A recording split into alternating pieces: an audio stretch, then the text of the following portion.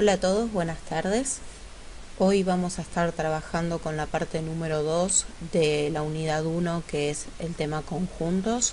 Vamos a estar visualizando algunas propiedades a partir de ejemplos concretos.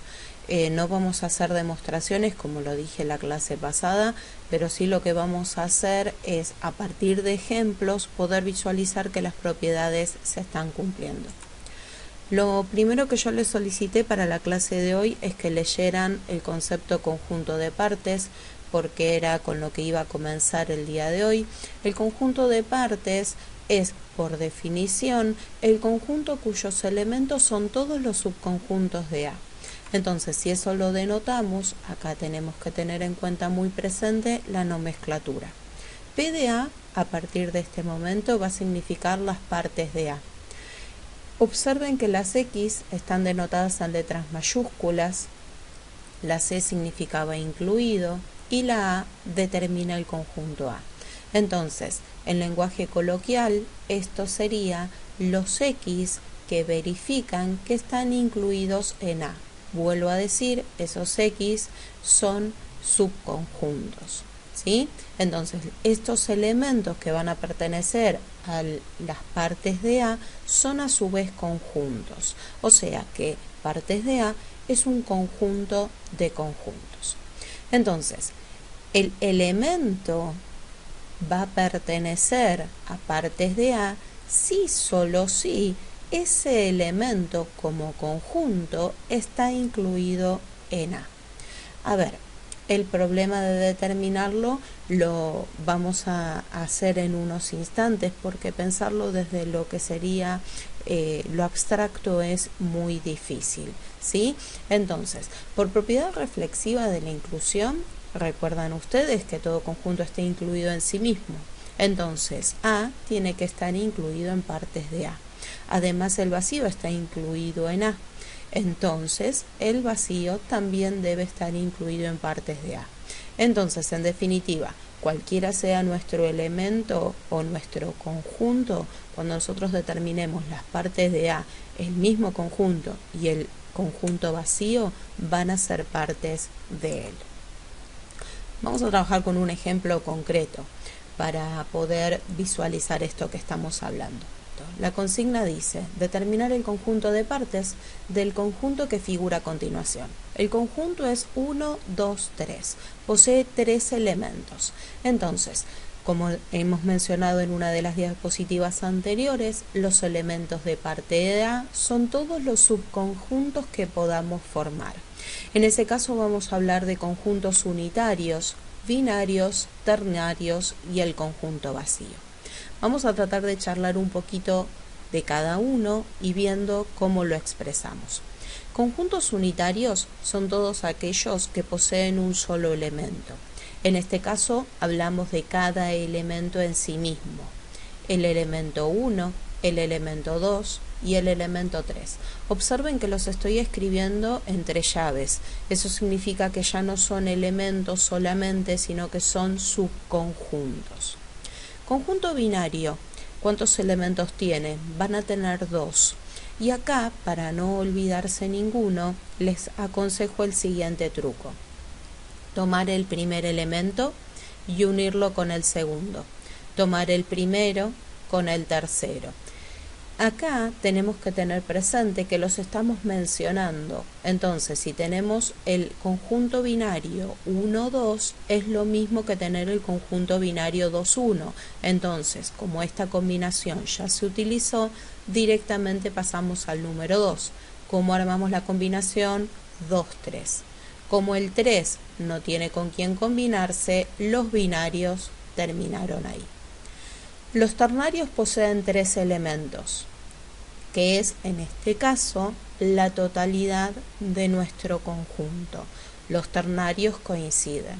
¿Qué hubiera sucedido si tendríamos 4 elementos? Tendríamos que haber, por supuesto, tenido muchos más elementos anteriormente, pero acá en el ternario íbamos a tener a su vez más subconjuntos. Y por último, ¿quién nos falta? El conjunto vacío. Esto es por separado. Pero entonces, lo que nosotros vamos a hacer es utilizar la notación por extensión. Recordemos que era la notación por extensión. La notación por extensión es cuando nosotros estamos mencionando absolutamente todos los elementos que pertenecen a un conjunto. Recuerden ustedes que los conjuntos que poseen infinitos elementos no se pueden definir de esta forma, por eso existe la notación por comprensión. La notación por comprensión, contrariamente a esto, indicaría cuál es la propiedad que hace que todos esos elementos pertenezcan al mismo conjunto. Volviendo a nuestro conjunto de partes. Nosotros dijimos que íbamos a utilizar la notación por extensión. Si ustedes observan, comenzamos con el conjunto vacío, terminamos con el propio conjunto y en el medio hemos transcripto todos los subconjuntos que hemos ido construyendo. Ahora ustedes seguramente me dirán, pero ¿cómo hago para darme cuenta si esto realmente incluye a todos los subconjuntos? Tenemos una fórmula. La fórmula es 2 elevado a la n. Esa fórmula va a permitir calcular la cantidad de subconjuntos que podemos formar. En este caso tenemos 3 elementos, ¿sí? Y n representa justamente esa cantidad de elementos que posee. Entonces, como n es 3, 2 a la 3 es 8, observen que en definitiva tendríamos 8 subconjuntos que están incluidos en partes de A. 1, 2, 3, 4, 5, 6, 7, 8. Perfecto, lo hicimos bien. Todos están entre llaves, recuerden ustedes que al vacío no se lo puede incluir de esa manera, y separados por puntos y comas, porque a su vez son elementos. Cuestión importantísima a tener en cuenta. Recuerden que los elementos que están incluidos en el conjunto de partes de A son a su vez conjuntos. Teniendo en cuenta la explicación anterior, entonces ahora nos están pidiendo hallar para el conjunto A, A, B, C, lo que sería partes de A, ¿sí? Tómate tu tiempo, hacelo para poder corroborar lo que encontraste. Lo primero que tendríamos que hacer es estimar cuántos subconjuntos vamos a tener. Tenemos 3 elementos, 2 a la tercera es 8, entonces tenemos que hallar 8 subconjuntos. Los subconjuntos, los principales, los que siempre nos olvidamos son el vacío y el propio conjunto. Después todos los demás son los unitarios y binarios. Para la próxima actividad debemos tener presente la relación que existe entre la pertenencia de elementos a un conjunto y la inclusión de conjuntos con otros conjuntos. Para esta siguiente consigna vamos a indicar si es verdadero o falso. Nuevamente tómate tu tiempo para copiar y resolver. Voy a aprovechar la instancia de corrección para mencionar cómo se leen cada una de estos elementos para que te vayas acostumbrando a la nomenclatura. El vacío está incluido en A. Eso es verdadero, porque el conjunto vacío está incluido en cualquier conjunto. El vacío pertenece a A es falso, porque el vacío es un conjunto y no un elemento. El vacío pertenece a partes de A, eso es verdadero, porque el conjunto vacío pertenece al conjunto como un elemento de él. El vacío está incluido en partes de A, también eso es verdadero porque el vacío está incluido en cualquier conjunto. Recuerden que el vacío es un elemento sumamente particular que al mismo tiempo genera características puntuales. El par ordenado AB pertenece a partes de A. En este caso también es verdadero porque es un elemento, observen que está denotado entre llaves y es exactamente igual a como lo escribimos en la diapositiva anterior. Siguiendo con la misma idea, estas nuevas afirmaciones. El par ordenado AB pertenece a A, eso es falso porque es un subconjunto y como subconjunto está incluido. AB está incluido en A, eso es verdadero porque es un subconjunto de A y por ende incluido en A. A pertenece a partes de A. Eso es falso, porque no está definido como conjunto. Si hubiéramos tenido las llaves, ahí sí que sería el conjunto unitario A. Por eso esto es falso. El elemento A pertenece a A. Eso es verdadero, porque es un elemento del propio conjunto. Observen cómo está denotado este. Esto está denotado como un conjunto.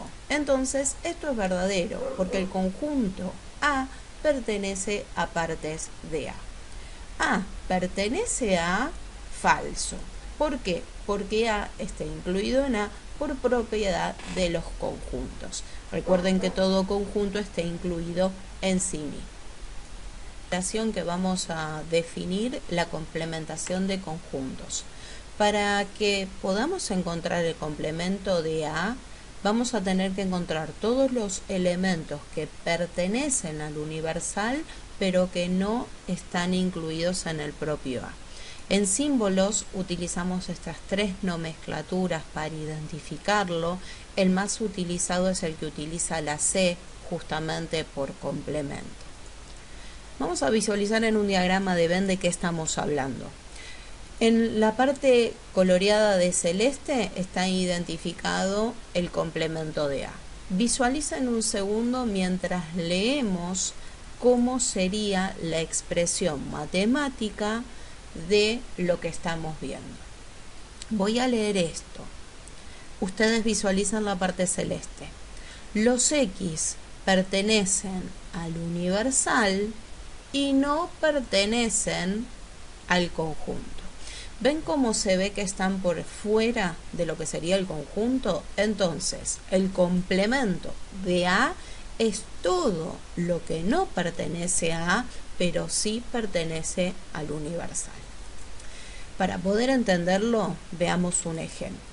Nosotros tenemos el siguiente conjunto. Como universal tomamos a los números 1, 3, 5, 7, 9, 11 y 13. Como elemento A, 1, 3, 5, 7. Recuerden ustedes, el conjunto universal lo podemos denotar nosotros. Podemos determinar hasta qué punto nosotros queremos que sea tan grande o tan pequeño como nosotros deseemos. Entonces, la consigna dice hallar el complemento de A. Recuerden ustedes que para que sea complemento tiene que estar incluido en nuestro universal, pero no puede estar en A. Observemos el gráfico. En color rojo está presente el universal. Dentro del círculo que representan a los elementos de A tenemos al 1, al 3, al 5 y al 7, que son justamente estos elementos. Entonces, ¿quién quedó por fuera de A? El 9, el 13 y el 11.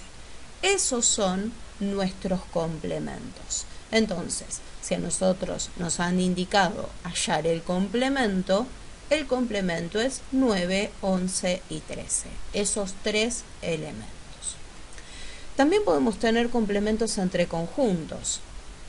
Esto se lee el complemento de B respecto de A. Para que eso se dé, tienen que ser los X que pertenecen a B y los que no pertenecen a A.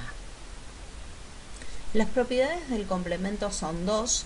La primera suena bastante extraña, indica que el complemento del conjunto vacío es el conjunto universal y el complemento del conjunto universal es el vacío. Es una propiedad en sí misma. ¿Y por qué es el vacío?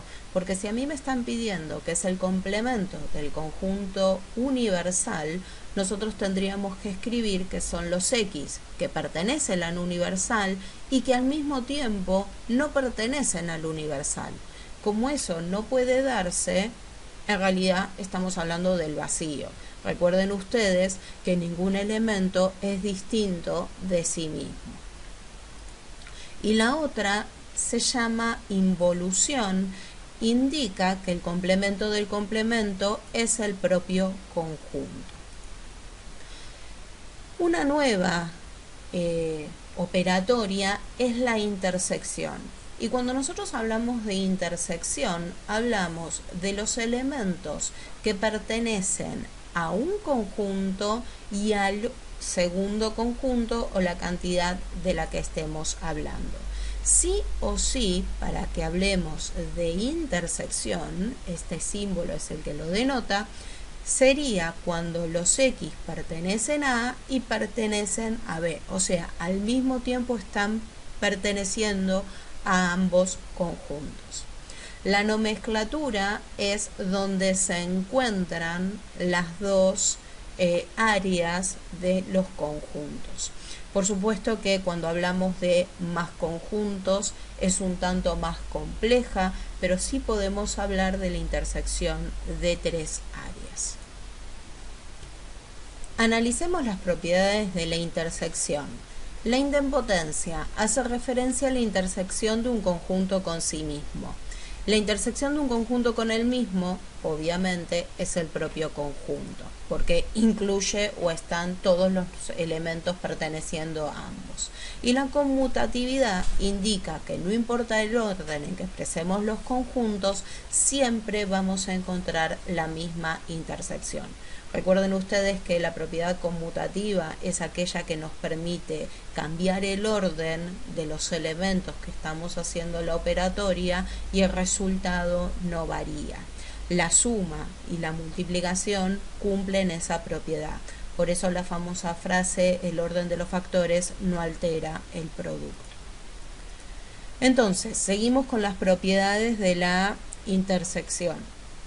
La asociatividad de la intersección. Acá ya estamos hablando de tres elementos. El simbolito de n habla de justamente la intersección.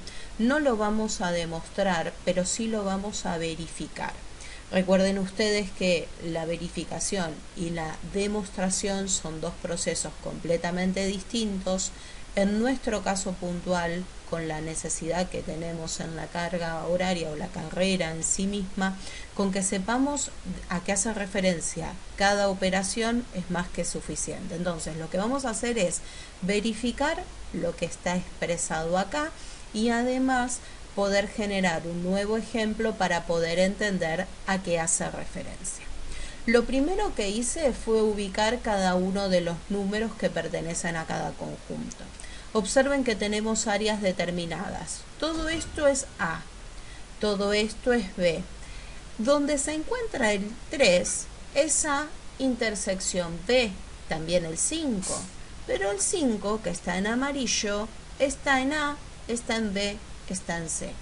Esto va a ser muy importante, lleva mucho tiempo de trabajo poder entender dónde hay que ubicar cada uno de los números, porque es lo central al momento de graficar. Pero para hacer las cosas más fáciles, lo que vamos a hacer nosotros es trabajar desde lo algebraico, o sea, desde los números. Como en todo ejercicio combinado, lo primero que tenemos que hacer es lo que está entre paréntesis. Entonces, me está pidiendo A intersección B. ¿Eso qué significa? Hallar el o los valores que están en A y en B. ¿Quién se repite en ambos? Observen, el 3 y el 5 está encontrándose en ambos. Pero eso ahora le tenemos que hacer la intersección al conjunto C. El conjunto C es todo esto. Nuevamente observemos. ¿Quién se encuentra en ambas expresiones? El valor 5.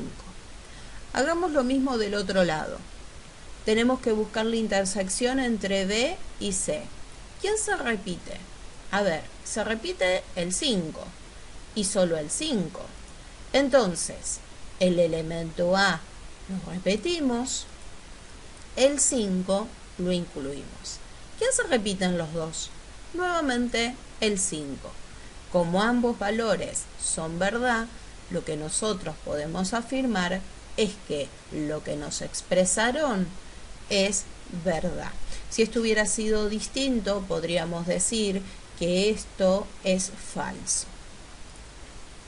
El elemento neutro para la intersección. Ajá, y para esto nos tendríamos que preguntar qué es un elemento neutro. Y ahí Vamos a ir un poco más atrás que lo que es álgebra que estamos estudiando, porque el elemento neutro es aquel valor que al ser aplicado sobre un número da por resultado el mismo número.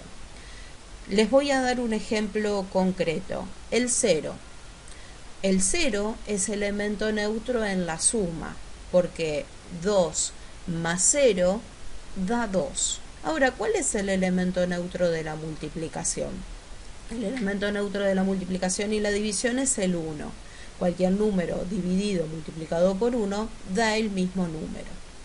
Por otro lado, les comento que el 0 en la multiplicación se dice que es un elemento absorbente, porque no importa cuál sea el número que nosotros le asignemos, al multiplicarlo por 0, lo absorbe y lo transforma en sí mismo. Por otro lado, recuerden que la división en 0 no está permitida porque no es un concepto válido. ¿Cómo se escribe esto que acabamos de expresar? ¿Y quién es nuestro elemento neutro? Nuestro elemento neutro para la intersección es justamente el universal. Si nosotros analizamos qué elementos pertenecen al universal y al elemento A en sí mismo, vuelve a dar A. Entonces, nuestro elemento neutro en la intersección justamente es el universal. Pasemos a una nueva operatoria, la unión. Nosotros hace unos instantes definimos que la intersección es cuando un elemento se encuentra en un conjunto y al mismo tiempo en el otro. Cuando hablamos de unión, significa que el elemento está en un conjunto o en el otro, ¿sí? Eso es muy importante porque son operatorias completamente distintas. ¿Qué símbolo aparece para expresar la unión? La U, ¿sí? Y este símbolo de B corta invertida significa O. Ese O de manera excluyente.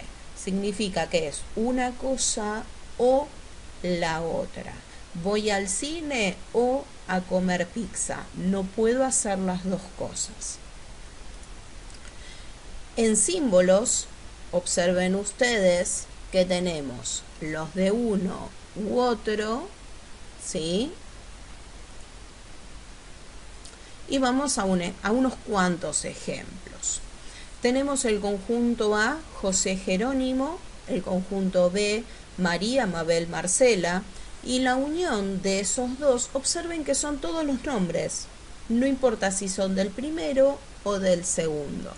Lo mismo si hablamos de fruta o si hablamos de valores numéricos. Siempre la idea es la misma. ¿Qué propiedades cumple la unión? La idempotencia, que significa que la unión de un conjunto con el propio conjunto da como resultado el mismo. La asociatividad para cualquier valor. La unión de tres valores, no importa en el orden que los coloquemos, siempre va a dar la misma. La conmutatividad, y acá nuevamente el nombre.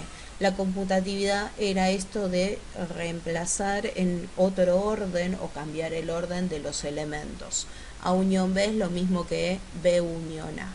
Y por último, el elemento neutro de la unión, en este caso es el vacío.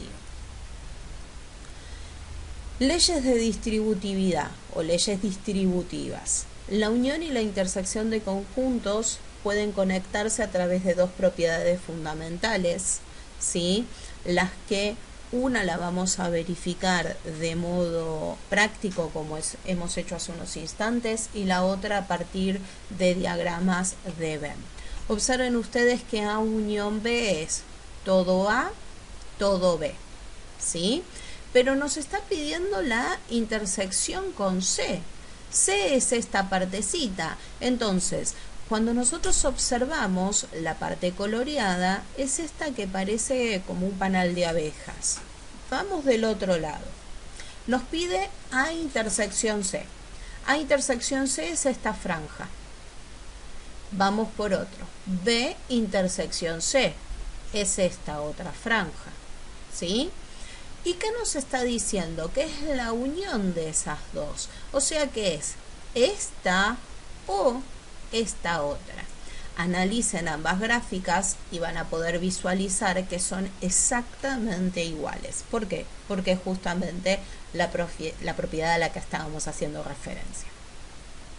Bien, vamos a un cuarto ejemplo. Acá lo que vamos a hacer es verificar la propiedad, la segunda propiedad. Recuerden ustedes, y acá tenemos tres conjuntos, los tres son numéricos. Y lo primero que tenemos que tener presente es recordar que si tenemos paréntesis, lo primero que hay que hacer es lo que está justamente figurando entre ellos. Entonces, nos piden la intersección entre A y B. Recuerden ustedes que para buscar la intersección de dos conjuntos debemos encontrar aquellos valores que están presentes en ambos. Si observan con detalle, ningún elemento está coincidiendo, por ende vamos a decir que es el conjunto vacío. A eso hay que unir el conjunto C. Ahora, hace unos instantes nosotros analizamos que como propiedad de la unión tenemos que el conjunto vacío es elemento neutro. En consecuencia, obtenemos exactamente los mismos valores que corresponden al conjunto C. Vamos a analizar del otro lado de la igualdad qué está sucediendo. Nosotros necesitamos encontrar A unión C. Para encontrar A unión C, tengan presentes que son todos los valores que pertenecen a A o aquellos que pertenecen a C. Observen que el 4 está repetido, pero así todo nosotros solo lo vamos a escribir una vez, porque es un elemento en la unión. Por otro lado, necesitamos hallar B unión C, exactamente lo mismo. Todos los elementos de B y de C una sola vez, por eso el 8 no se encuentra. Tenemos que encontrar la intersección de toda esta expresión, analizando qué valores se encuentran presentes en uno y en otro, dándonos por resultado nuevamente la misma expresión a ambos lados. Si desean tomarse el tiempo de hacer la representación gráfica de esta relación, este sería nuestro diagrama de Venn. Acá les estoy dejando algunos links complementarios que, si bien no son de mi autoría, por lo que pude visualizar, los profesores explicaban los contenidos de una manera bastante amena. Todos son canales de YouTube, en castellano por supuesto, explicados a mi modo de ver, como dije nuevamente. Traté de hacer algunas explicaciones breves a qué hacen referencia a cada uno. Tal vez algunos de los videos, ustedes los visualizan en totalidad, van a encontrar algunas propiedades que aún no hemos visto, pero si desean hacerlo e interiorizarse en ellas sería lo ideal, porque en la clase que viene seguiríamos avanzando con el tema. Por supuesto, me encuentro a su entera disposición. Cualquier duda o consulta o cualquier cuestión que esto no se haya comprendido, por supuesto me encuentro, como dije anteriormente, a su disposición. Saludos.